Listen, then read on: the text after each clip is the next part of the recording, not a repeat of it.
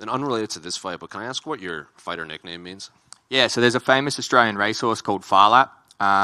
It's an anatomical freak. It has a heart twice the size of a normal racehorse, and it's kind of a bit of a colloquial phrase here that someone has a heart as big as Farlap.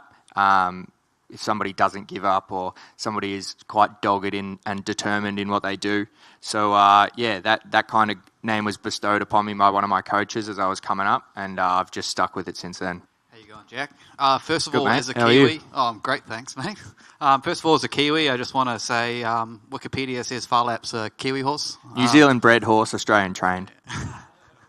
And then we could probably debate Pavlova as well, where that started. But coming to like a massive stage and it being another kind of thing you have to think about and deal with, and the stimulus and stuff when you're walking out, have you kind of taken any mental preparation or seek any help to kind of how you're going to cope with it? I think at the end of the day, you don't know what you don't know, as I touched on earlier. So if you try and prepare too much to feel a certain way or calm yourself down and it's not that way, you can kind of throw yourself off anyway. So I'm just preparing as normal. And, I've never had a problem being the center of attention. I've never had a problem having all eyes on me. So walking out in front of 15,000, for me, it's just a bigger platform to do what I've been doing for the better part of my whole life anyway. Like I said, hopefully that carries through to when I'm actually walking out. But, I can only go off what I know, and what I know is that I like being in the middle and I like fronting up.